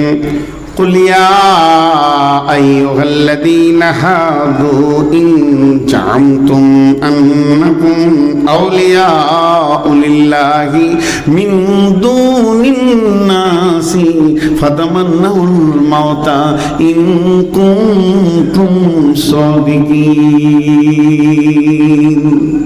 কথাটা ভালো করে শুনবেন। ইহুদিরা এসে আল্লাহ রসুলকে বলছে, তুই আল্লাহর দুশমন, আমরা আল্লাহর বন্ধু। আল্লাহ বলছে, নবী হে, ইহুদিদেরকে ডেকে বলে দাও, যদি তোমাদের ধারণা হয় তোমরা মানুষকে বাদ দিয়ে আল্লাহর সঙ্গে বন্ধুত্ব করেছো, তাহলে ফাতামান্নাউল মাউতা, মতকে ডেকে লাও, আল্লাহর কাছে চলে যাও। হিরো হুন্ডা চেপে খালার বাড়ি যাওয়া যাবে, টিভিএস চাপলে খালার বাড়ি শ্বশুর বাড়ি যাওয়া যাবে, মারুতিতে চাপলে জলসাতে শ্বশুর বাড়ি খালার বাড়ি নানার বাড়ি যাওয়া যাবে। যানবাহন বাসে যদি চাপেন তো আর কোথায় যাবেন? বন্ধুর বাড়ি বেড়াতে যাওয়া হবে। প্লেনে চাপলে চেন্নাই, গুয়াহাটি, যেখানে ইচ্ছা, দুবাই যান, সৌদি যান, চলে যাওয়া যাবে। কিন্তু আল্লাহর কাছে যাওয়ার মতো কোনো যানবাহন পৃথিবীতে হয়নি। হিরো হোন্ডা হবে না, এখানে কোনো যানবাহন নাই যে আপনাকে বলবে তোমাকে আল্লাহর কাছে পৌঁছে দিব। আল্লাহর কাছে পৌঁছানোর একটাই যানবাহন, তার নাম হচ্ছে মত। মত যেদিন আসবে তোমাকে আল্লাহর কাছে নিয়ে যাবে। তাহলে তোমাদের দাবি যদি হয় রে ইহুদির দল, তোমরা আল্লাহর বন্ধু, তাহলে আল্লাহর কাছে মত নামে একটা গাড়ি আছে, ওটাকে তোমরা চেয়ে নাও। ফাতামান্নাউল মাউতা ইন কুনতুম সাদিকিন। আমি দিনাজপুরে জালসা করতে করতে বলছি, সুসংবাদ সুসংবাদ সুসংবাদ। এবার আপনারা বললেন যে এত সুন্দর করে যখন বললেন কি সুসংবাদ, চলে আসেন স্টেজে, যে আসবে তাকে কেটে 3 পিস করা হবে, কেটে 3 পিস করা হবে। এটা সুসংবাদ হলো। একবার দোয়া করি কেন? কি দোয়া? হে আল্লাহ, যতগুলো আমরা এখন বসে আছি একটাও যেন বাড়ি ফিরে না যায়, সব মরে যায়। এখনই 2 জনে হাত নামিয়ে নিয়ে যেতে বলছি, সুবহানাল্লাহ, এই মাত্র সুদের টাকা কটা গুনে রেখে এলাম গো। আর মরতে বলছে, মরতে যাবে না। এখানের মধ্যে কে কে মর চাইছেন? মরবেন? কার কার মর শখ আছে? কার কার মরার শখ আছে? হাত তুলে তো দেখি কে কে মরতে চাইছেন। মাত্র 5টা, কেউ হিলছে না। আল্লাহ তাবারাক ওয়া তাআলা বলছেন যে শুনেলে ওয়ালা ইয়াতামান্নাউনাহু আবাদাম বিমা কদ্দামাত আইদিহিম ওয়াল্লাহু আলিমুম বিযালিমিন। এরা মরতে চাইবে না, আমি ভালো করে জানি কেন চাইবে না। কেন চাইবে না? তাদের একটাই কারণ, তাদের হাতের ফল কামাই আমার কাছে নোংরা আছে, ভালো মাল তারা পাঠাতে পারেনি। যদি ইমানদার হতো, ইন কুনতুম সাদিকিন হতো, তাহলে মতকে চেয়ে নিত। একজনা বলছে দিল্লি যাব, অনেক বড় লোক, ওর ঘরে একটা গরিবের ছেলে কাজ করে, জীবনেও কাঁটোয়া দেখে নাই, এত গরিব। বলছে চাচা কোথায় যাবে গো? বল দিল্লি। আমি যাবো চাচা।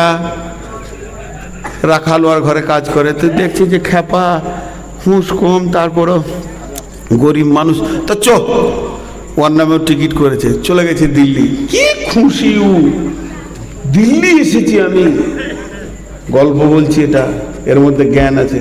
দিল্লিতে দেখছি একটা লোককে হাতির ওপরে চাপিয়ে, গোটা গায়ে ফুল আর হাতিতে ফুল, আর পেছনে টুডুম টুডুম টুডুম টুডুম টুডুম টুডুম টুডুম, আর ওকে রোগ মারছে আর লাফাইছে, সবাই হই করে হাসছে। আর যে হাতিতে চেপে আছে সজর নয়নে কাঁদছে। বলছে চাচা ভেজালটা কি বুঝতে পারছি না গো, যে হাতিতে রয়েছে সেই আবার কাঁদছে, আর যারা হাঁটছে তারা আবার লাফাইছে হাসছে। বলছি শুনেছিস খবর, ইন্ডিয়াতে একটা নতুন আইন তৈরি হয়েছে, যে ইচ্ছা প্রধানমন্ত্রী হতে পারে। 5 বছর থাকার পর ওকে হেলিকপ্টারে ঝুলিয়ে নিয়ে গিয়ে একবার সুন্দরবনে ফেলে দিবে, আর বাঘে নাস্তা করবে। ওর 5 বছর হয়ে গেছে রে। ওই জন্য ওকে একবার গোটা দিল্লিটা হাতিতে করে ঘুরিয়ে দেখিয়ে দিচ্ছে। আজকে সন্ধ্যার সময় helicopter card card card card card card করে একবার সুন্দরবনে ডুব করে ছেড়ে দেবে। 5 বছর সুখ করেছে। তখন এই রাখালটা বলছে চাচা আমি প্রধানমন্ত্রী হব। বলছে আরে খ্যাপা, এই দৃশ্যটা দেখে কি তোর বিবেক খুলছে না? বলছে না হব। এখন ইয়ার প্রধানমন্ত্রী শখ উঠে গেল। পাগলা হলো কখনো কখনো বুদ্ধি ভালো থাকে, থাকে না? দেখবেন খেপা দেবো লোক, কিন্তু এমন কথা বলে দেবে ওর কলজে চুমকি যাবে। এক বাদশা বলেছে আমাকে যে নতুন কথা শোনাবে ওকে 10 লাখ টাকা দেবো। তো বেগম জিজ্ঞাসা করছে বাদশার বিবি, হাঁ গো 10 লাখ দিবে? তো বলে খেপি তুই মেয়ে মানুষ, তোর মাথা মোটা, তোর বুদ্ধি কম। আমি জানি না বলবো তবেই তো টাকাটা লাগবে। যে যা বলবে আমি বলবো জানি, হতেই পারে জানি, লাগবে না টাকা। বড় বড় পণ্ডিত এসে বলছে তাল গাছে কচু হয়েছিল, কত উল্টো পাল্টা কথা বলছে। হ্যাঁ আমি জানি, ও হতেই পারে, আল্লাহ। কারো মানছে না, ও টাকা লাগছে না। এখন এক রাখাল কি বলছে, রাজামশাই আমি নতুন কথা শোনাবো। বলছে কত হাতি গেল রসাতল, মশা বলে কত জল, তুই নতুন কথা শোনাবি? বলে শুনেন তো, আপনার বাপের কাছে আমার বাপ 12 লাখ টাকা পায়, খালি জানি বল 12 দিবি, জানি না বলবি তো 10 দিবি, একটাতেই কাবু হয়ে গেছে।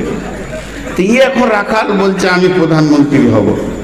যখনই বলেছে আমি প্রধানমন্ত্রী হব, তখন বলেছে ঠিক আছে তোর নামটা লেমিনেশন করে দিলাম। আর যখনই নামটা ফাইলে দিয়ে দিল, ওর নামে প্রধানমন্ত্রিত্ব চলে এলো, প্রধানমন্ত্রী হয়ে গেল।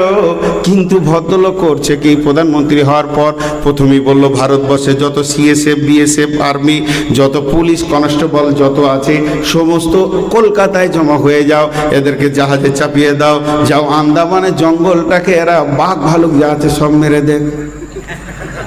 বাস করছে ভারতের, চিন্তা করছে আন্দামানের 5 বছর পর যেখানে যাবে চিন্তা করছে সমস্ত বাঘ ভালুক মেরে দিলে। এরপরে বলছে জঙ্গলকে সাফ করে পার্ক বানাও। 2য় বছর এটা পার্ক হয়ে গেল। 3য় বছর বলছে 4খানা এয়ারপোর্ট বানাও, বড় বড় কলেজ স্কুল বানাও, ভালো ভালো মেধা ফ্যামিলিগুলোকে পার করে দাও।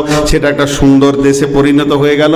এখন আপনারা বলেন, যেদিন ওর 5 বছর পুরো হবে সেদিন যাওয়ার দিন হাসবে না কাঁদবে?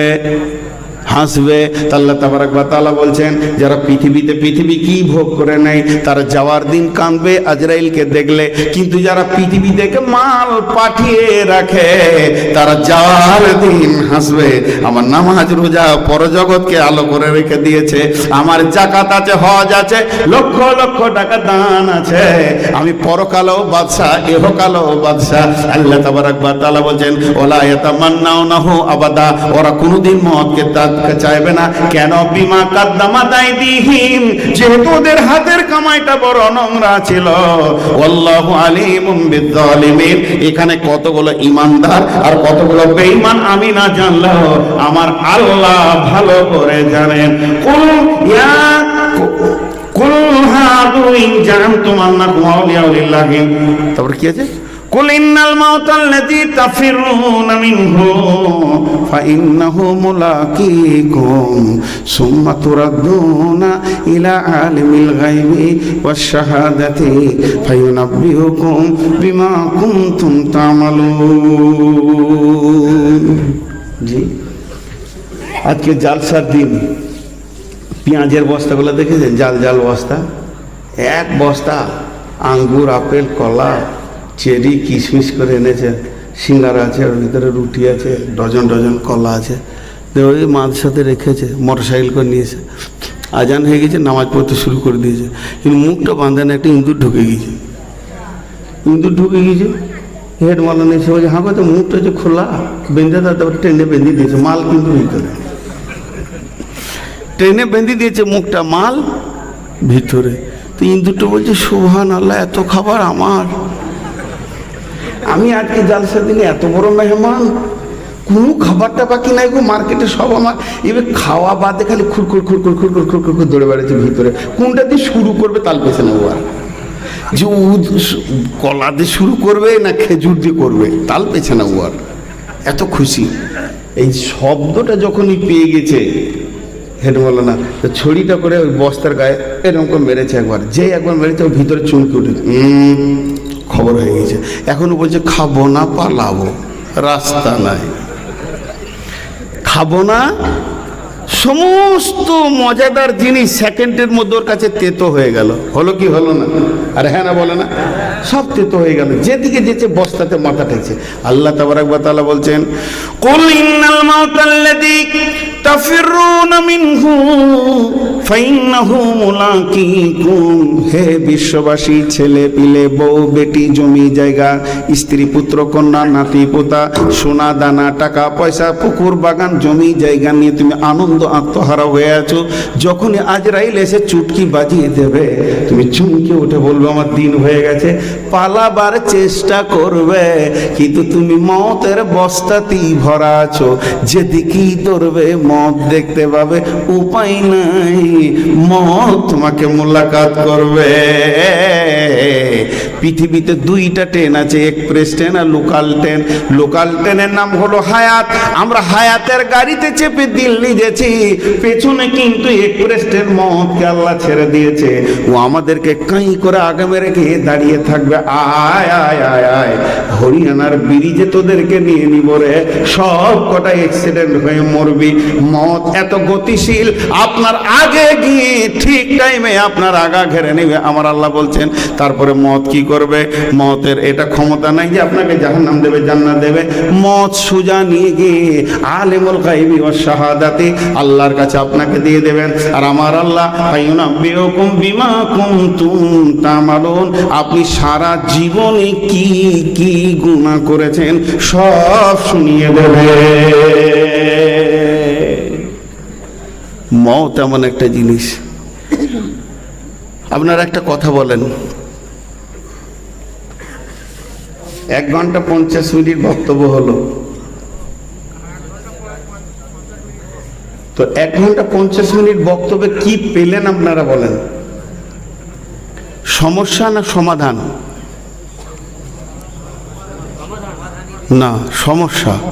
আমি তখন থেকে খালি বলেছি মরতে হবে, মরতে হবে না, একটা গলি দেখিয়ে দেবো তবেই তো বক্তা। সে রাস্তা তো দিচ্ছি না, খালি ভয় দেখাইতেই রয়েছি। তো লাভটা কি হলো? কথাটা বুঝাতে পারলাম? এতগুলি লোক এবার হ্যাঁ নাও বলছে না। 1 ঘন্টা 50 মিনিট কি ছিল? সমস্যা। এবার সমাধানের হাদিসটা বলি।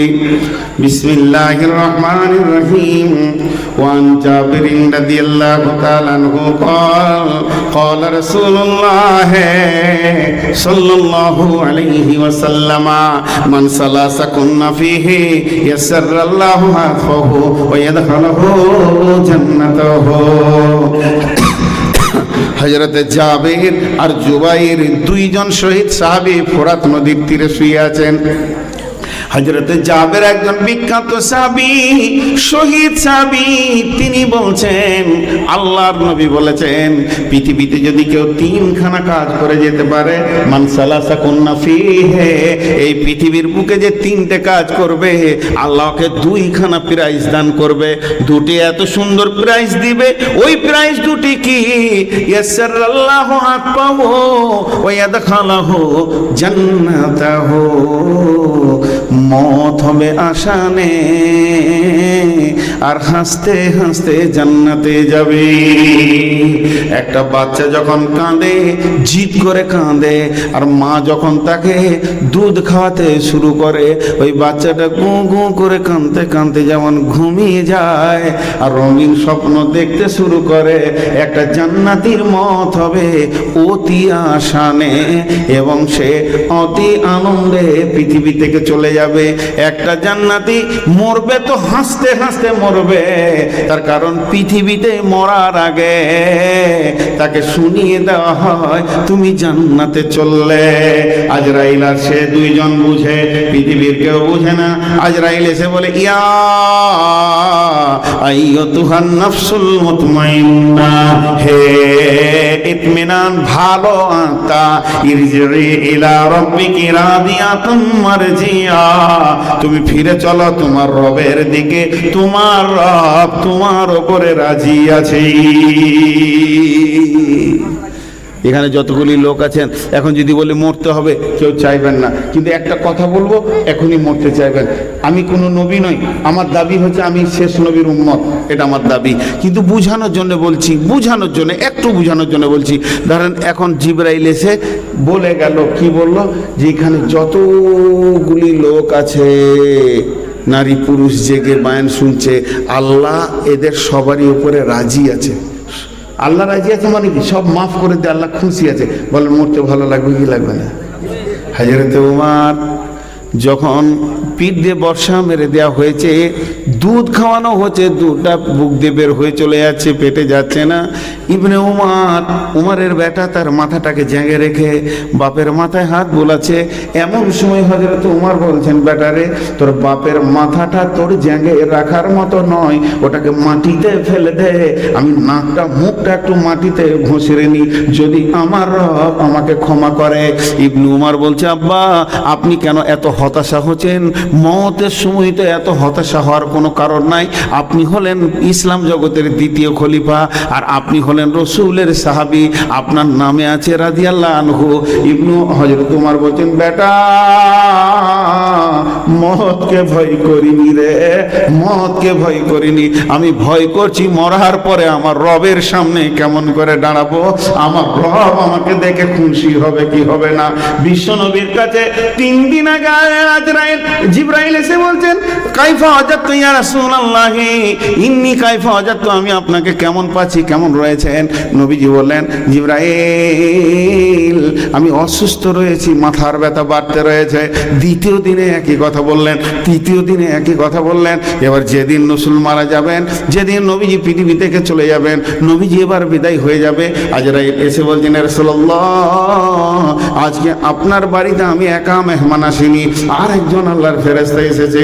নবীজি বুঝে নিলেন সেটা কে, না আজরাইল। নবীজি বললেন, জিবরাইল বলছেন, ইয়া রাসূলুল্লাহ ওই ফেরেশতাটা পৃথিবীর সকলের ঘর ঢুকবে, ওর পাস আছে, কারো কাছে অর্ডার নিতে হয় না, কিন্তু আপনার ব্যাপারে আল্লাহকে ট্রেনিং করে দিয়েছে, খবরদার নবীর ঘরে হুটপাট করে ঢুকবি না, আমার নবী যদি তোকে ঢুকতে বলে তো তবে ঢুকবি, নচিলে ঢুকবি না। এর জন্য আজরাইল আপনার ঘরে ঢুকতে পারছে না, আপনি বলেন তাকে ঢোকার পারমিশন দিয়েছেন কিনা। আল্লাহ নবী বলেন, জিবরাইল আমার আল্লাহর কাছ থেকে আমাকে একটা বার্তা এনে দাও, যতক্ষণ পর্যন্ত বার্তাটা না এনে দেবে আমি ওকে বাড়ির ভিতর আসতে দেব না, আমি অর্ডার দেব না। বার্তাটা কি, যে আমি মরে যাওয়ার পর আমার উম্মতের সঙ্গে কে থাকবে। জিবরাইল ধরে গেলেন তুরত, আর আল্লাহর কাছে খবর এনে বলেন, ইয়া রাসূলুল্লাহ আল্লাহ বলেছেন স্বয়ং আমি তোর উম্মতের সঙ্গে থাকবো। নবীজি খুশি হয়ে গেলেন।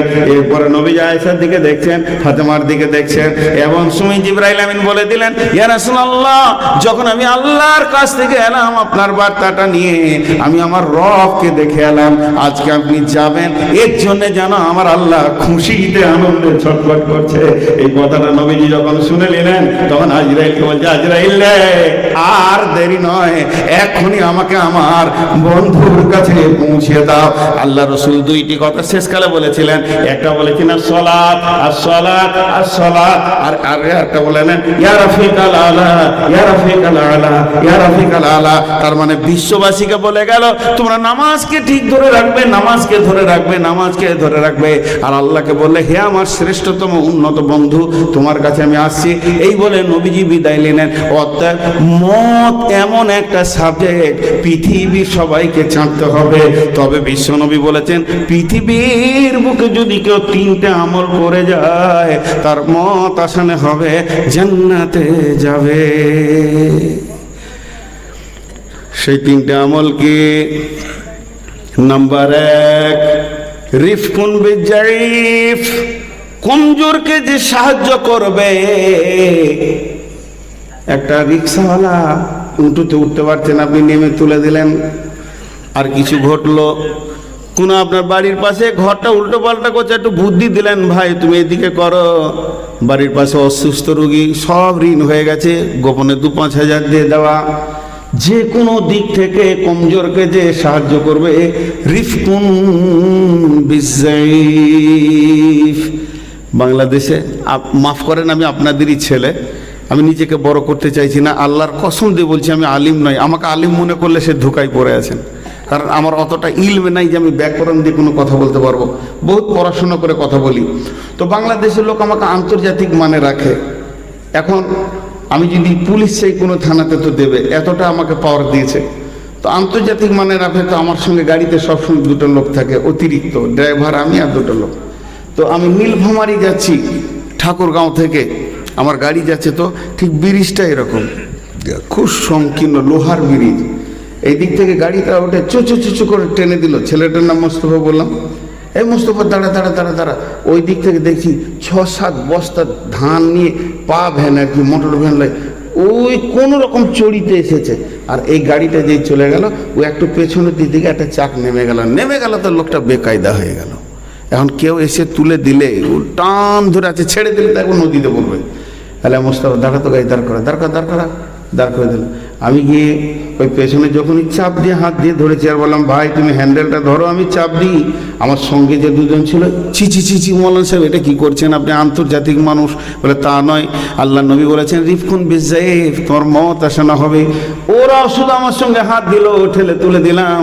হেরি পশ্চাতে চাহি তুমি চলিয়াছ রৌদ্রদগ্ধ দুর্মরু পথ বহি, জেরুজালেমের কেল্লা জিতায় আছো অবরোধ করি, বীর মুসলিম সেনা দল তব বহুদিন মাস ধরে, দুর্গের দ্বার খুলিবে তারা বলেছে শত্রু শেষে, উমার যদি গো সন্ধি পত্রে স্বাক্ষর দেয় এসে। হায়রে আদেক দারার মালিক আমিরুল মুমিনিন, শুনেছে খবর একা একে উঠে চলেছে বিরামহীন, সাহারা পাড়ায় ঝুলিতে দুখানা শুকনো খুব জরুটি, একটি মশকে এতটুকু পানি খোরমা 2-3 মুঠি, প্রহরীবিহীন সম্রাট চলে একা উঠে চড়ে, চলেছে মাত্র একটি গোলাম উটের রশি ধরে, মরুর ঊর্ধ্বে সূর্য আগুন বৃষ্টি করে, সেই সে আগুন তাতে কৈসম ফুটে বালুকার বড় পরে, কিছু দূরে যেতে উঠ হতে নামি, কহি গোলামের ভাই কিছু দূর যেতে উঠ হতে নামি। উমারের মতো ব্যক্তিটা উঠ থেকে নামলো, নামার পর গোলামকে বলছে, কহিল গোলামের ভাই পেরেশান বড় হইয়াছে চলিয়া, এইবার আমি যাই। উটের রসিয়ে ধরিয়া অগ্রে উঠে বসো উঠে, তপ্ত বালুতে চলে যে চরণে রক্ত উঠেছে ফুটে, তুমি যে এতক্ষণ গরম বালিতে চলেছ, তুমি একবার উঠে চাপো, আমি আমিরুল মুমিনিন খলিফাতুল মুসলিমিন এবার উটের লাগাম ধরে হাঁটবো। তখন ওই গোলামটা বলছে ভিত্ত দস্ত চুমি কাঁদিয়া কহিল, এখনই আদেশ করেন কেমনে আপনি। গোলাম রহিবে উটের পিঠে আরাম করিয়া বসি, আর হেঁটে যাবে খলিফা উমার ধরিয়া উটের রশি। খলিফা ফিক করে হেসে দিলেন, না হাসলেও চাপতে পারছে না, ভয় খেয়েছে, এই জন্যে ফিক করে হেসে বলছে, খলিফা হাসিয়া বলে তুমি জিতে গিয়ে বড় হতে চাও ভাই রে, এমনই চলে। রোজ কিয়ামতে আল্লাহ যেদিন বলিবে উমার ওরে, করিনি খলিফা মুসলিম জাহানের তরে সুখ তরে তোরে, কি জবাব দিব কি করিয়া মুখ দেখাবো রসুলের ভাই, আমি তোমাদের প্রতিনিধি মাত্র, মোর অধিকার নাই। আরামে সুখের মানুষ হইয়া মানুষের নিতে সেবা, ইসলাম বলে সকলে সমান কে বড় ক্ষুদ্র কে বা। গোলাম চড়িল উটের পিঠে, উমার ধরিল রশি, মানুষে স্বর্গে তুলিয়া ধরিয়া ধুলাই নামিল শশী। নারে তাকবীর। চরিত্র দেখেন কিভাবে কমজোরকে সাহায্য করতে হয়। বিশ্বনবী বলেন যখন তুমি কমজোরকে সাহায্য করবে তখন তোমার মত আসানো হবে, হাসতে হাসতে জান্নাতে যাবি। নাম্বার 2 আমাল সাফকাতুল ওয়ালিদাইনি, মা বাপের সঙ্গে অঙ্গ ভঙ্গিতে বচন ভঙ্গিতে তাদের কলিজাগুলোকে ঠান্ডা করে রাখতে হবে। দুপুরবেলায় ভাতটা খেয়ে বেরিয়ে গেছে ব্যাটার বল দিয়ে, বাপ জিজ্ঞেস করছে কোথায় যাবি রে, বাপের ভলিউমটা 10, কোথায় যাবি রে, তখন ওই ব্যাকা এইদিকে ঘাড় করে আর এইখানে সেই জুতোর বিরাজ কটা এইদিকে ঝুলিয়ে দিয়ে বলছে তোমাকে বলতে হবে, এর আবার 90। ছেলেরা বাপ মানছে না, তখন ছেলে বাপ আবার হালকা করে বলছে যা যা মানে ডাম্পারে চাকিয়ে যা। মা বাবার শান্তি নাই ছেলেকে নিয়ে, চুল রেখেছে ছেলেগুলো সারা, খালি মনে হচ্ছে জুতোর বিরাজ রয়েছে মাথায়, সব কি আজীব ব্যাপার। জি আবার এইখানে তা বেশ, যাই হোক, অঙ্গভঙ্গি দিয়ে মা বাপের কলিজা ঠান্ডা করা কেমন। মা যদি একবার আপনার নাম নেয়, আপনি অন্তত 5 বার মাকে পাল্টি দেন, দেখেন কলিজা ঠান্ডা হবে। মা বলেছে রফিক রে, শুধু একবার বলেছে রফিক, আপনি বলেন জি মা কেমন আছেন মা, মা বলেন মা আমি রফিক হাজির আছি। মা মা আমার মা শোনা, মা কি বলছেন, মা মায়ের কলিজা ঠান্ডা হবে। আব্বা যদি বলে রফিক এ রফিক, জি আব্বা কি বলছেন, আব্বা আব্বা বলো, আব্বা তোমার কি দরকার, আব্বা আমি তৈরি আছি, যা বলবে তুমি বলো আব্বা। আব্বাকে 5 বার আব্বা বলেন, মাকে 5 বার আব্বা মা বলেন। মায়ের আর আব্বার কলিজা যখন ঠান্ডা হয়ে যাবে, দয়ার নবী বলছেন আজরাইল তোকে কষ্ট দেবে না রে, তোর মত আসানে হবে, হাসতে হাসতে জান্নাতে যাবি। নাম্বার 3 এহসানুল মামলুক, মামলুক বলতে কিনা গোলামকে বোঝায়, কিন্তু এখন তো শির করতে গিয়ে বলতে হবে যেগুলো কাজের লোক। আপনি বিলাসিতার বিল্ডিং বানাচ্ছেন আর পেটের দায়ে একজন 8টা করে ইট নিয়ে 3 তলা উঠছে, সিমেন্টের বস্তা নিয়ে উঠছে, ওটা আপনার বিলাসিতার ঘর। ওই বস্তাগুলো বয়ে বালি বয়ে বিকেল বেলায় 300 টাকা নিয়ে তার ভিতরে 2টো চকলেট কিনে ছেলেদের সামনে যায়। তাদের ছেলেরা জানে না যে আমার বাপ গাধার মতো খেটে পয়সাটা এনেছে, সেই কেসিতে তার স্ত্রী খায়, ছেলে পিলে খায়। এই লোকটাকে খবরদার ধমকায় না, তার কলিজাটা শুকিয়ে যায়। সেই লোকটার সঙ্গে যদি তুমি ভালো ব্যবহার করো, সে যেদিন তুমি মরবে, তোমার কাজের লোক, তোমার লিভার, তোমার জমিতে যে নিরান দিয়েছে, তোমার যে বীজ মেরেছে, তোমার দোকানে যে সেলসম্যান করেছে, তোমার গাড়ি যে ড্রাইভার ছিল, অঝর নয়নে কাঁদবে, এত সুন্দর মালিক পৃথিবী থেকে চলে গেল। এই রকম চরিত্রের মানুষ যদি তুমি হতে পারো, তাহলে জেনে না মত আসানে হবে, হাসতে হাসতে জান্নাতে যাবি। 3টে সমাধান দিলাম। প্রথমটা গোটাটাই ছিল সমস্যা, মরতেই হবে, আর তার সমাধানের জন্য হাদিসটা দিলাম। ভাই আজকে ধরেন আমার কিছু না হলো 225 রাত জাগা হয়ে গেল, তা আমার শরীর কি, আমি এখন সুগারের রোগী। আমি চেয়েছিলাম 9টার দিকে, দেয়নি আমাকে। সে তাদের জালসা, তারা যেটা ভালো বুঝেছে সেটাই চালিয়েছে। আমার সুবিধা হলো আমি এরপরে আসবো না, হলে আসবো না, সেটা আমার ব্যাপার। কিন্তু এখন ঘটনা হচ্ছে তাদের জালসা তারা তাদের মতো করে চালিয়েছে। আমার হাত পা এরকম কাঁপে। এখন যে উঠবো, আমার উঠে আর হাঁটার ক্ষমতা নেই, অন্তত 2-3 মিনিট হাত পা কাঁপবে। এগুলো হয় কারণ বয়স মানুষকে ছাড়বে না, আমাকেও একদিন কবরে যেতে হবে। তো এখানে যতগুলি লোক বসে আছেন, আমি ছোট্ট একটি ঘটনা বলে শেষ করে দিব। কি হলো? সেই ঘটনাটা আপনারা মন দিয়ে শোনেন। মোতার যুদ্ধের 3 মিনিট লাগবে, আপনাদের হাতগুলো ধরে বলছি, 3 মিনিটের জন্য কেউ উঠিয়েন না, 3 মিনিটের জন্য পরিবেশটা নষ্ট করে দিয়েন না। 3 মিনিট ভিক্ষা চাইছি আপনাদের কাছে, সময়ের ভিক্ষা। মুতার যুদ্ধে আল্লাহ রসুলের কাছে গোয়েন্দা খবর এলো যে কোরআনের উপরে হামলা চলবে, মানে কোরআনকে পৃথিবী থেকে উঠাও। সাহেবরা বলছে কোরআনকে প্রতিষ্ঠিত করো। এই খবর যখন এলো, তো বিশ্বনবী দেখছেন বাইতুল মালে কোনো কিছু নাই, টাকা পয়সা একদম শেষ। তখন নবীজি 3 ভাবে কালেকশন করেছেন। একটা হচ্ছে যে কখনো চাদর পাঠাতেন, কখনো কালেক্টর পাঠাতেন, আর কখনো দাতাদেরকে ডেকে নিতেন। তো একজন কাসিদ নবীজির হুকুম নিয়ে এলান করলো, ও মদিনার আনসার মুহাজিরেরা, তোমাদের যার কাছে যা মাল আছে মসজিদে নববীতে জমা করো।